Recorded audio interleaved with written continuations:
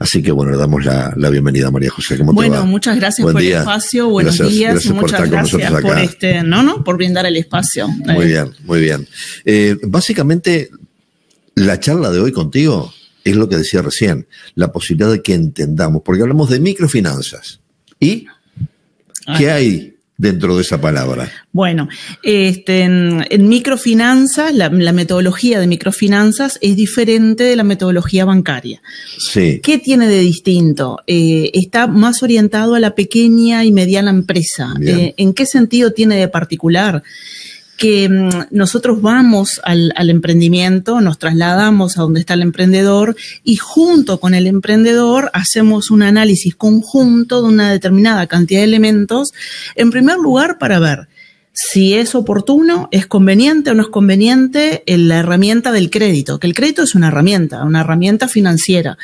Que no es bueno ni malo en sí, todo depende para qué lo utilicemos, en qué momento lo tomemos y bueno, y una cosa que se ve en conjunto es la capacidad de pago. Bueno, yo me estoy endeudando, estoy solicitando un crédito, pero para pagar, ¿cómo? ¿De qué manera? La forma en la que yo lo devuelvo es una forma que está ajustada a los ingresos que tengo, se ajusta la forma de pago, las cuotas que yo tengo, acompaña los ingresos que yo tengo, es adecuado, el monto que estoy solicitando es adecuado, sirve para lo que necesito, para lo que no lo necesito, ¿en qué lo voy a invertir? ¿Es para una inversión o es para pagar otras deudas? En ese caso, ¿me conviene o no me conviene sacar un préstamo para pagar otro préstamo? ¿Es conveniente o no es conveniente? ¿Es para invertir? O sea, el dinero que yo estoy solicitando, lo pongo a trabajar, lo muevo, lo pongo a generar y me va a generar más ingresos que los intereses que yo tengo que pagar al banco por prestarme ese dinero. Entonces, bueno, todo ese tipo de razonamientos hay que hacerlo. Ahora, ¿qué pasa? Que en una empresa chica no siempre es tan fácil, porque una pequeña empresa, un monotributo, un literal E, o inclusive un empresario, un emprendedor que trabaja en forma informal, en general tendemos como a confundir las cuentas de la empresa con las cuentas de la familia. Exacto, y se pone todo en la misma bolsa. No siempre somos prolijos con los registros, con la información, cómo la manejamos, ¿no? Para ver, bueno, qué ingresos tenemos, qué gastos tenemos, con cuánto dinero puedo contar yo para pagar la cuota, hasta qué cuota yo puedo pagar sin que me comprometa necesidades que tengo que pagar. ¿Cuánto tengo que facturar? ¿Cuánto tengo que facturar? Para poder pagar. Ahí está. ¿Cuánto tiene que ser el mínimo de las ventas necesario, imprescindible? Ahí está. Bueno, para que 2 más 2 no me dé 3. Bueno, todo eso que tú lo dijiste así rapidito, cada punto de eso en realidad tiene su... es así, es exacto como tú lo decís, porque no siempre tenemos tan claro, ¿no? Ni qué ingreso tenemos, ni más en un emprendedor o en un emprendimiento. A veces son ingresos zafrales, a veces son irregulares, a veces son solo en un periodo del año, y más en esta zona, en el este, que tenemos, ¿no?, una zafralidad muy marcada, seguro, una temporada turística muy marcada, pero no es tan sencillo, ni el registro, ni tener claro los números, pero es importante, esto por lo que tú decís. Creo que también dentro de esa economía casi doméstica, lo que pueda suceder también, que dice, bueno, ¿cuáles son los ingresos y los egresos? Los ingresos son los de la empresa, los egresos son los de la empresa más los personales. Esto que estás diciendo tú es muy importante. El superávit no tiene que ser sobre los gastos de la empresa, sino sobre los gastos de la empresa y de la familia. Exacto. Es muy importante. Y ahí yo creo que es donde se entra a confundir las cosas, ¿no? Ahí está, el presupuesto. Tú estás explicando de manera muy clara la importancia de tener y de manejar el presupuesto propio y el de la empresa. Y a veces se complejiza esa realidad que tú decís. Los ingresos son solo los de la empresa. A veces el cónyuge trabaja como asalariado y aporta también a los ingresos un sueldo, que es aparte de la empresa, pero está sumando a la familia. Y de repente esa familia o ese núcleo está presionado con determinados gastos, que a veces, como tú bien dijiste, no es solo para la empresa, que la empresa tiene determinadas inversiones, llamémosle no gasto, inversiones que son como necesarias para mantener el propio funcionamiento. Yo tengo que reabastecerme de materia prima, tengo que tener determinada maquinaria, determinado instrumental, determinada rotación, determinado espacio. Para un alquiler, de repente. Para un alquiler. Fijo de luz, de agua. O si soy propietario, yo quiero ampliar, o quiero hacer reformas o reparaciones, o mejorar mi local, la presentación, poner una vitrina, un cartel, la seguridad, quiero poner rejas, cámaras. Es decir, hay determinadas inversiones que son necesarias para el crecimiento o para el mantenimiento de la empresa. Materia prima, mercadería, bueno, tengo un cambio de temporada, tengo que reabastecerme de mercadería, yo qué sé, si es una tienda, bueno, ahora viene la ropa, las prendas de verano, no sé si es La sazonalidad fundamental. Ah, sí. Sí, y más en este departamento. Y más en este departamento. Porque la recta de marzo a noviembre es larga. Ah, sí, exacto. Sí, tenés toda la razón. Bueno, entonces de repente adecuado a ese flujo, ¿no? Si yo voy a endeudarme y voy a tener ingresos solo de marzo, de diciembre a febrero o a marzo, bueno, que las cuotas del crédito sean en esos meses y no en invierno, claro, que me complican. ¿No? Bien. En todos esos ejemplos que mencionaste, ¿es que está tu participación? Bueno, definiendo un poco con lo que nosotros decimos, esto que vos ves en la pantalla es nuestra hoja de ruta de cada día. Que está muy completa, está llena de minuto a minuto, todo bien planificado. El programa con Carlitos y con el móvil a la calle y vamos... Sí, ya ves todos los horarios. Bueno, y hay veces que nos desfasamos 5 minutos antes o 5 minutos después, pero está perfectamente como el destino en la Vuelta Ciclista del Uruguay. Sí, bueno, tenemos que seguir en carrera hasta terminar cada programa. Exacto. Sí. Bueno, más o menos, ¿tu tarea es esa? Bueno, asesorar en el sentido de colaborar con... Porque además del empresario, de repente es carpintero, pero no tiene por qué saber del tema del manejo de la economía. Exacto. Nosotros nos ponemos en un mueble y no nos sale. Exacto. Entonces, bueno, siempre es bueno pedirle al que sabe que ayude, que colabore. En la visita que nosotros por metodología nuestra hacemos parte de eso, sí, ayudar en conjunto con el emprendedor para detectar la capacidad de pago, ver cuándo son los ingresos, en qué meses convienen las tasas del crédito. Pero esto que tú dijiste recién va un poquito más allá, ¿no? Vos decís, bueno, yo arranco mi jornada de trabajo y ya tengo planificado, ya tengo planeado, ya tengo el objetivo, ya tengo claro qué es lo que voy a hacer, a quién voy a entrevistar, qué voy a hacer. Bueno, lo ideal sería eso mismo en la empresa, claro, y eso mismo en la familia también, y eso mismo en la empresa, ¿no? Decir, bueno, yo qué planes tengo, qué planificación tengo, qué objetivos tengo como empresa a corto plazo, a mediano plazo y a largo plazo. A mí que me gustaría invertir, cómo me proyecto yo para el año que viene, para dentro de 3 años. En la familia, ¿qué proyectos, qué objetivos como familia? Bueno, hay un hijo que se va a estudiar a Montevideo, hay un cumpleaños de 15 que se viene, hay una persona enferma que hay que asistir, que hay que apoyar, o sea, ¿qué objetivos yo tengo ahora a corto plazo, a mediano plazo? Y siempre dejar un margen para algún imprevisto. Que tú en tu trabajo lo debes de tener. De repente, un invitado. Hay veces que es una entrevista, se cae. Se cae, claro, un invitado que le pasa algo, que se enferma, que no puede venir, que le surge algo, y vos tenés. Plan B y plan C. Exacto. Y bueno, y lo mismo deberíamos de tener, no todos, no siempre lo hacemos, pero deberíamos de tenerlo en la familia y en la empresa también. Bueno, dar un cierto margen para un imprevisto.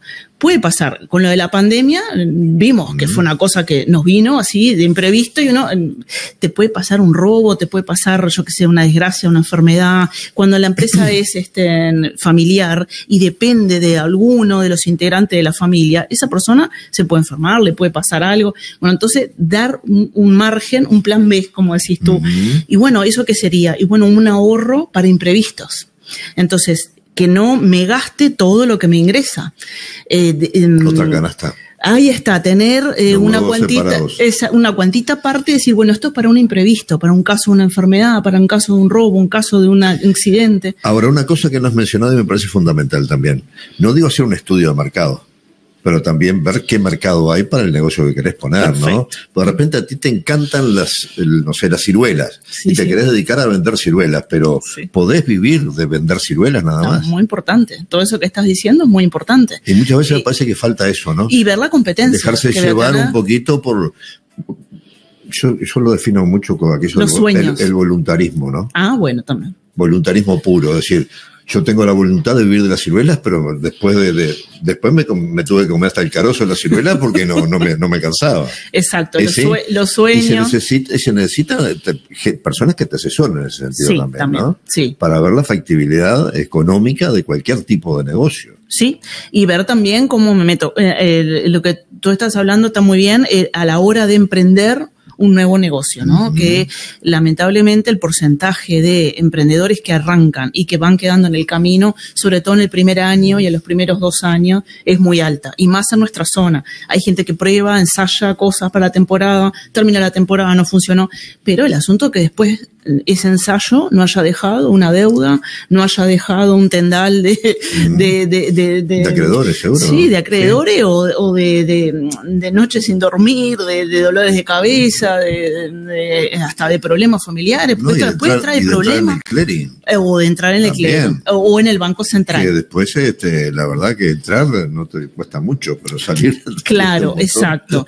Bueno, y podemos, algunas ideas para salir de clearing, ¿no? O y vamos a explicar un poquitito a las personas también que no es solo clearing, que también es Banco Central y cómo nos califica el Banco Central, que uno a veces ni sabe. ¿Cómo me explican?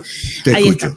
Cuando uno utiliza un servicio financiero cualquiera, una tarjeta de crédito, un crédito, cualquier servicio financiero que uno utiliza, uno genera, como según su comportamiento de pago, genera como una calificación frente al Banco Central, que cualquiera puede entrar y mirar cómo está su calificación. Entran, es gratis y es de consulta abierta, sí, en la página web del Banco Central, Central de Riesgos, hay que buscar, vos pones ahí la cédula tuya o pones el RUT de tu empresa y ahí te sale como un historial, como una calificación, como un carnet de notas, digamos.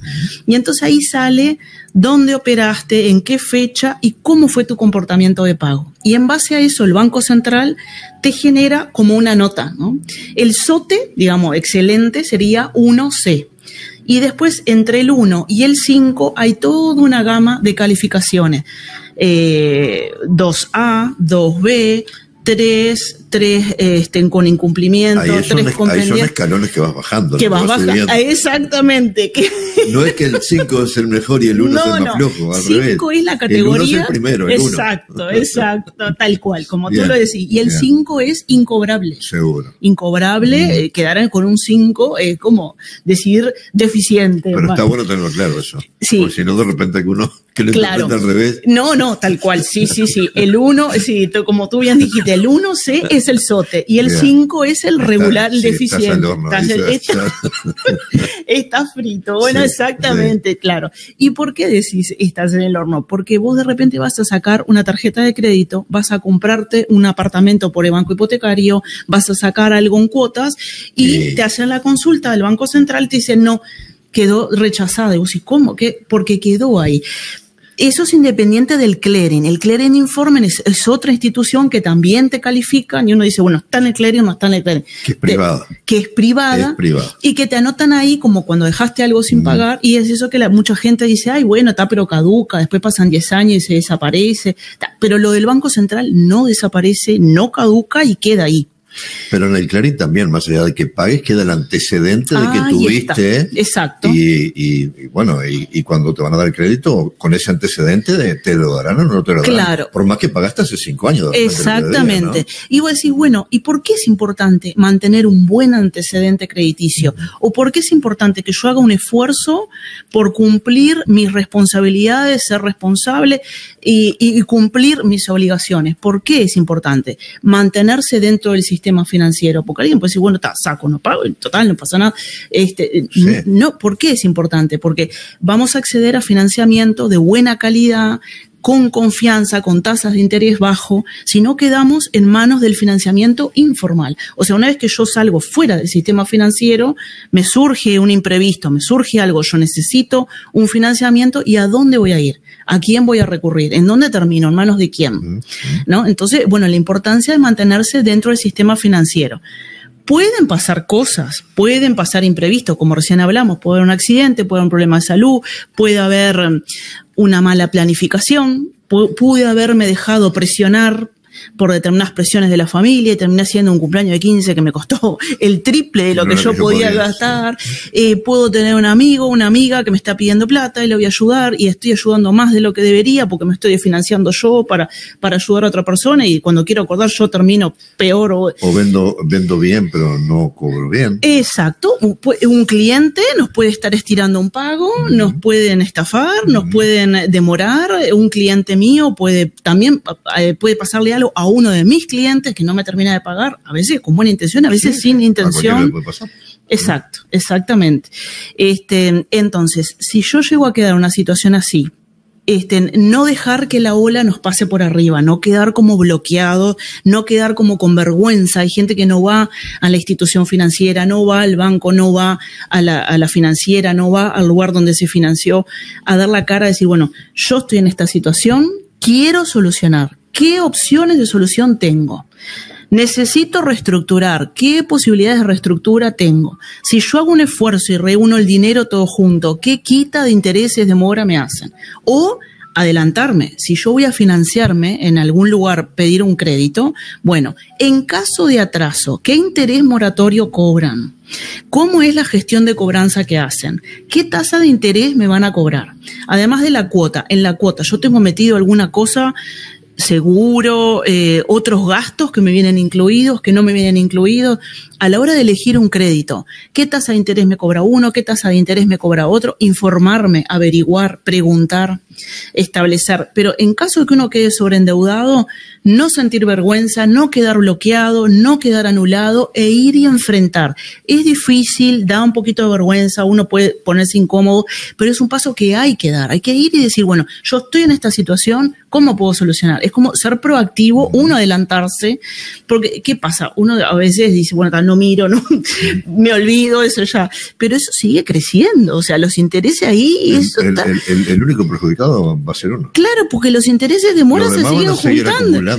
Se siguen juntando y hay instituciones que después de determinada cantidad de días de atraso, eso lo pasan a jurídica y cuando querés acordar tenés un embargo. O perjudicás a tu pareja, porque convengamos que hay mucha gente que ni sabe, pero arrastra a otros miembros de la familia, porque cuando uno está casado no hay separación de bienes, las deudas que contrae uno implica al otro cónyuge. Entonces a veces uno ni sabe y cuando quiere acordar tiene involucrado a un montón de personas, o a veces cuando empiezan los problemas financieros empiezan las peleas, las discusiones, a veces por un cumpleaños de 15 demasiado ostentoso, al año siguiente tenemos un divorcio, una pelea, un coso, ha pasado, porque entonces planificar, organizar, como tú bien decías, planear, ver el presupuesto, analizar qué ingresos tengo, qué gastos tengo y en base a eso tomar decisiones informándome, pensando, analizando. Bien. Todo esto que estamos hablando y que vos de alguna forma representas tiene relación directa con el Banco República. Ahí está. República Microfinanzas es una empresa del Banco República creada. Somos del conglomerado Brow. Es el Estado. Sí, porque hay banca privada y banca pública. Exacto. Acá estamos hablando de banca pública. Sí, República Microfinanza es una empresa privada, República Microfinanza Sociedad Anónima, cuyo accionista, cuyo dueño es el Banco República. O sea que, bien, es un pariente. Exacto. No sé si lejano, pero es un pariente. Exacto, o sea, somos del conglomerado Brow. Sí, exacto, es como decir República FISA, República partes del conglomerado Brow.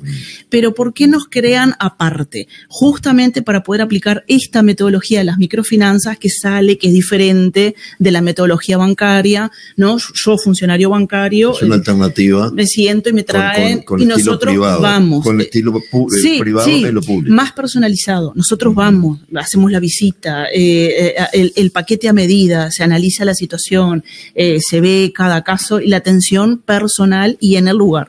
Bien. Eso es diferente de la metodología. Pausa en este momento. Bueno. ¿Cómo llegas acá vos?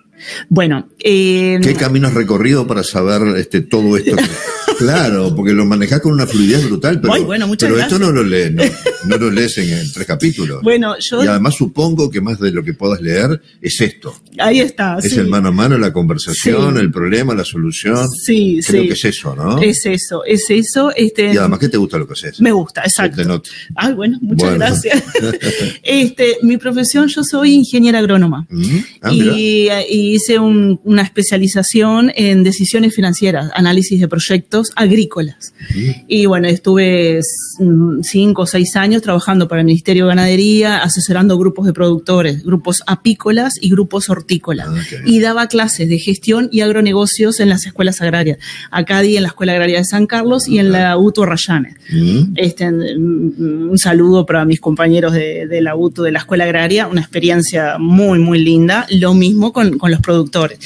Y bueno, y después hubo el llamado para República Microfinanzas, y sí, fue un concurso y me presenté y quedé, pero sí, en la carrera de agronomía, que es muy amplia, nosotros tenemos decisiones financieras, administración de empresas rurales, ¿no? Y ahí encontraste tu vocación. Y por ahí está, exacto, sí. Y bueno, y cuando uno también cuando uno asesora un emprendimiento rural, también tiene costos, tiene ganancias, tiene inversiones, tiene riesgos, exacto. Lo climático es tremendo.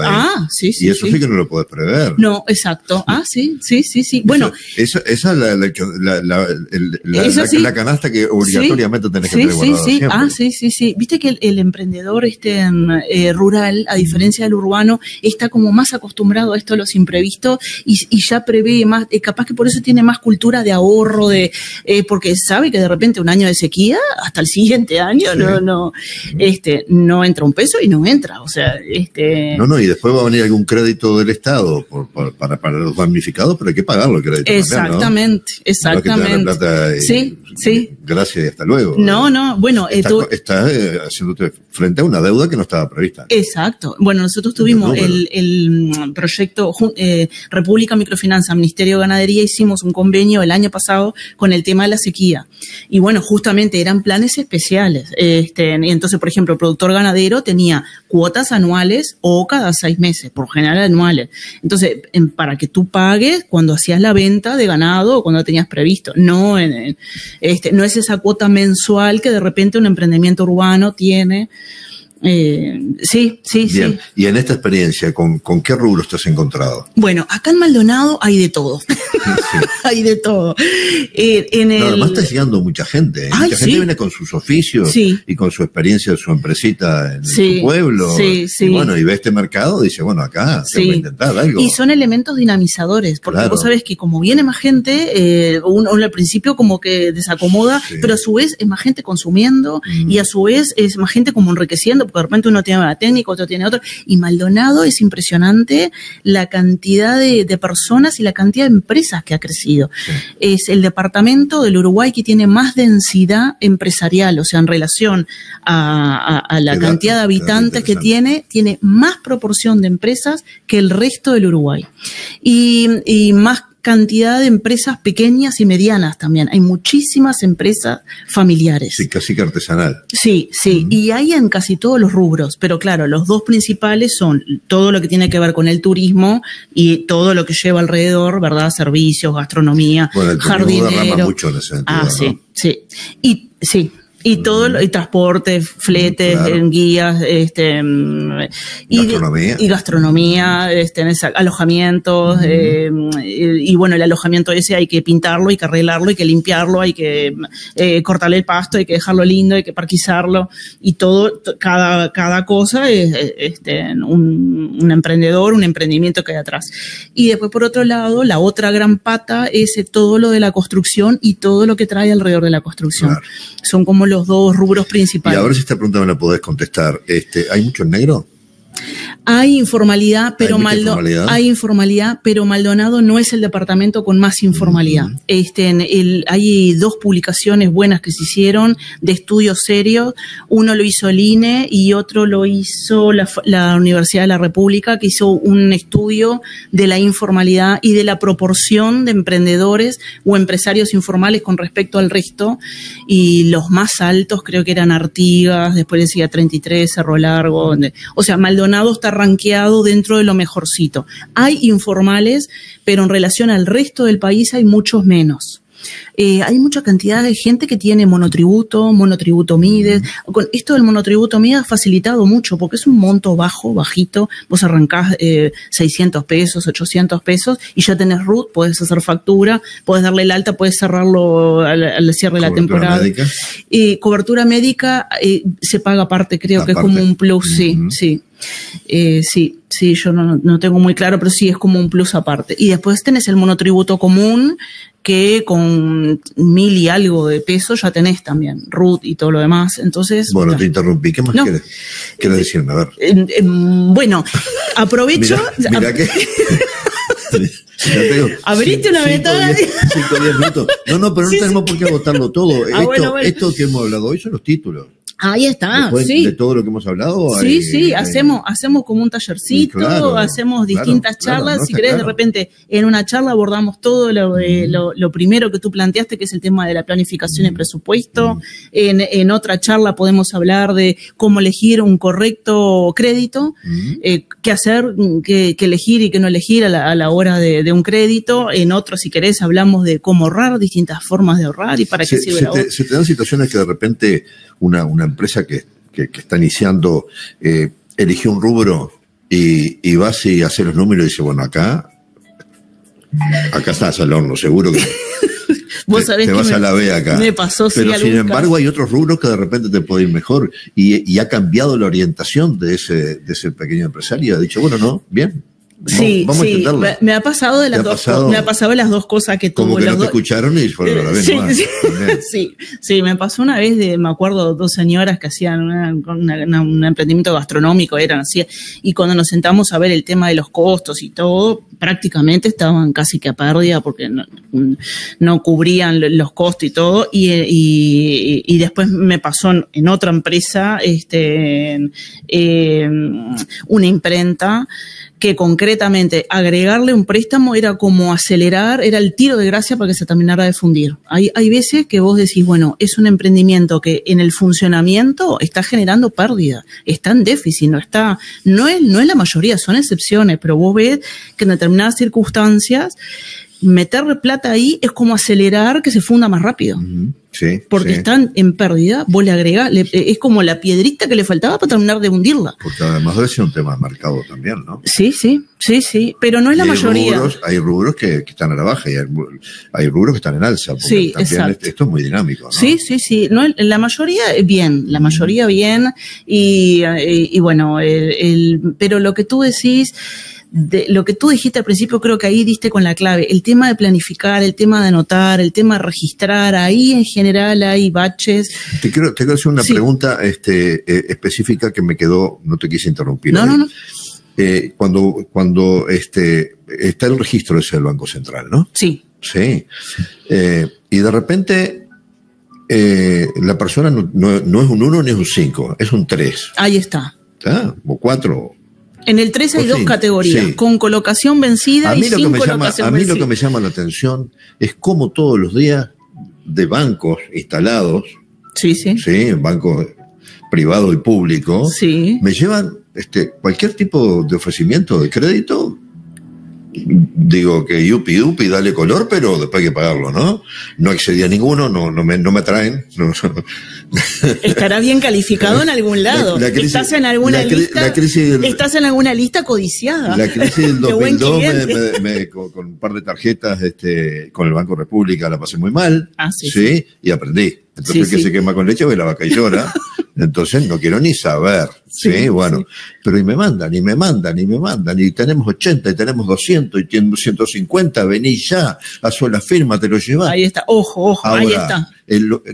los bancos pueden estar tentando a gente que de repente puede, no sé si ellos inclusive manejan la información de saber si yo puedo pagar o no puedo pagar esa cuota, pero bueno, serán los antecedentes de lo que pago, la luz, el agua y el teléfono todos los meses, no sé. Está perfecto. Pero, sí, es así. Porque esa tentación, porque yo pienso, bueno, y acá esto llega a manos de una persona que no la piensa mucho o que lo agarra en un momento de dificultad y termina de firmar su partida de fusión, poco menos, ¿no? Exacto, exactamente, lo dijiste perfecto.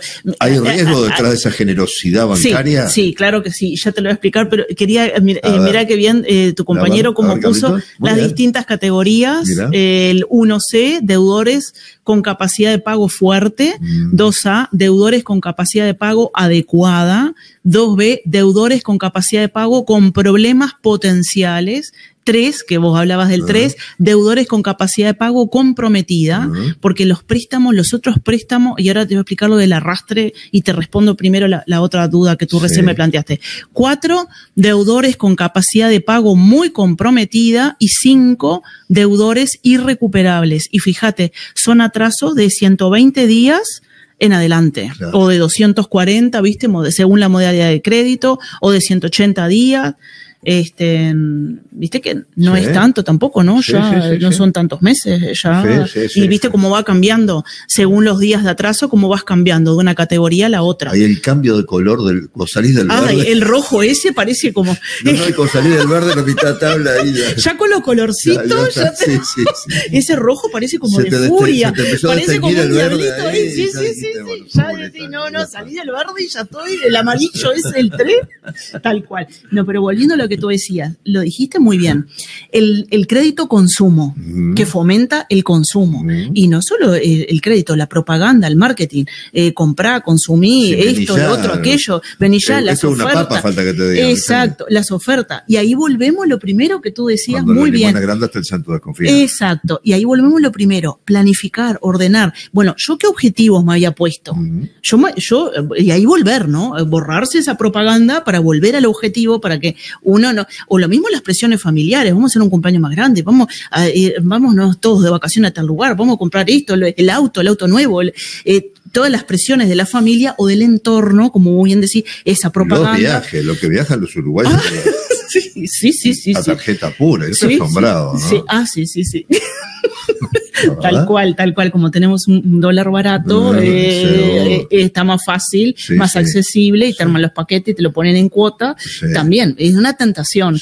Pero vos lo dijiste muy bien, es como una tentación, comprar ya, consumir ya, mirá y bueno, entonces ahí hay que diferenciar los créditos consumo de los créditos productivos. Claro. Y ahí vos pusiste una clave importante.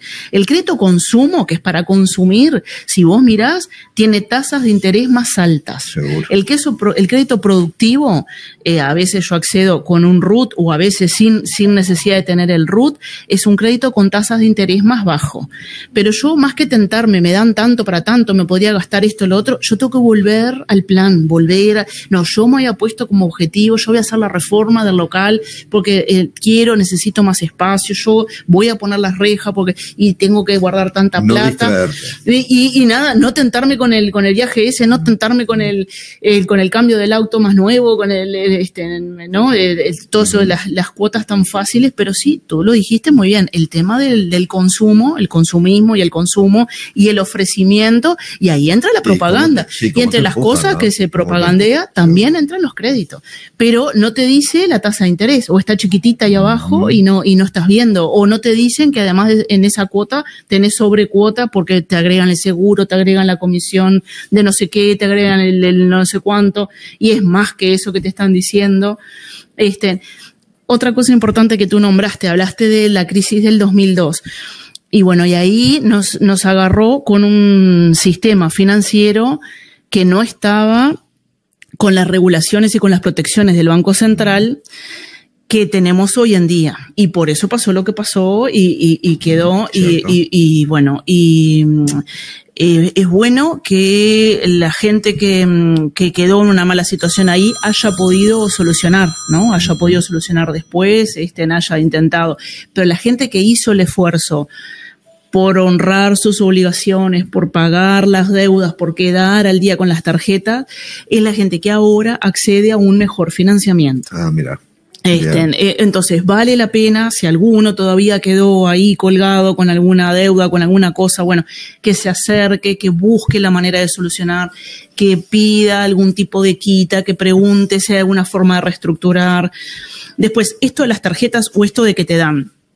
Me pasó de un caso de una señora que fue a era como una criolla, era como una kermés, una cosa así, y una de las cosas que regalaban era un celular. Se lo regalaron, ella aceptó el regalo, después lo devolvió o lo vendió o se lo dio no sé quién, pero ya había quedado el contrato a nombre de ella. Después, por más que le des la baja, había generado un monto de deuda chiquitito, pero fue suficiente. Sí, pero fue suficiente para que quedara en el clearing. Después, cuando fue a sacar el crédito, apareció y ahí recién se enteró, arregló, eran chirolita, era muy poquita plata. Pero fue el clearing igual. Fue el clearing igual, o sea que también, viste que hay que estar atento con esto que decís, que te dan, que te hacen firmar, que te regalan, que te ofrecen, porque todo queda registrado. Sí, sí. Esas compras de cuotas, esos celulares que te dan, esos viajes, todo, en general son empresas que después reportan al clearing de informe. Bueno, María José, tenemos que hacer una pausa, porque no va el programa. Sí, a mí me gusta mucho hablar. Bueno. Es peligrosa la combinación. Pero hemos aprendido mucho, bueno, hemos aprendido mucho. Te agradezco la visita. Y vamos a repetir. ¿Cómo no? Sí, con mucho gusto, de las órdenes. Días, ¿Cómo no? Te convocamos. Bueno. Ajustamos día y hora. Y bueno, y que ya sepa la gente que te va a seguir viendo por acá. Bueno, y si me permitís, para los monotributo Mides, sean de Maldonado o del resto del país, si hay gente de otros departamentos que nos escucha.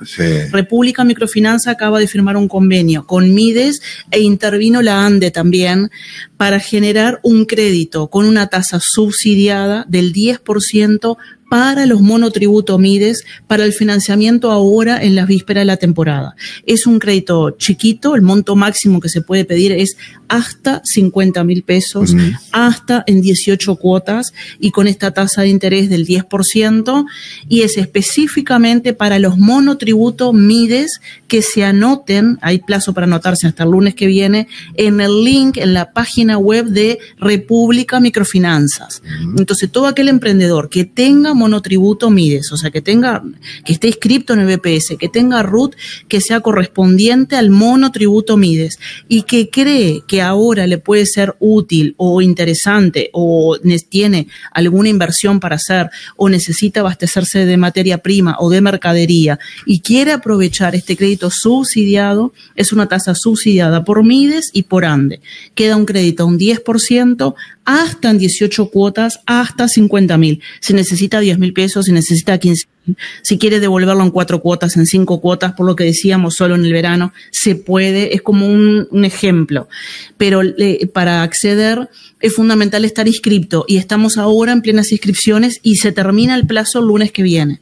Entonces, ese era un aviso que te agradezco que me hayas permitido dar para que la gente se informe, que tiene esa herramienta ahí disponible. Muy bien, María José Garrido, sí, estuvo por aquí, es coordinadora regional de República Microfinanzas y vino a realizar educación financiera. ¿Cuántas cosas aprendimos en tan poquito rato, Carlitos, no?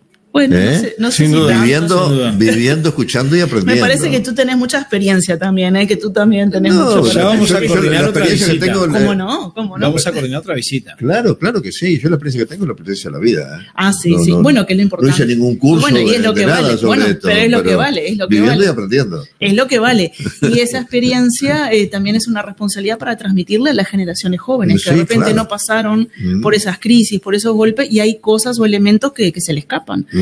O que hace que sean más vulnerables o más influenciables a determinadas presiones y que uno ya ve que eso después puede terminar en y aquello de que le pasó a los demás, pero a mí no me va a pasar. Sí. Sí. Bueno, pero hay mucho para transmitir ahí. Claro. Porque aparte falta educación financiera porque no se da. Vos ya con 18 años te pueden ofrecer una tarjeta de crédito, podés sacar un crédito, empiezan ya a generar, vos empezás a tener tu sueldo, empezás a trabajar y bueno, ¿cómo administrarlo bien? Tenés una responsabilidad sobre ese dinero que vos ya estás generando o que te da tu familia, que aunque no sea tuyo, no te lo ganaste, también tenés la responsabilidad de administrarlo correctamente. Claro. Entonces, esos elementos, importante darlos. Gracias por la visita.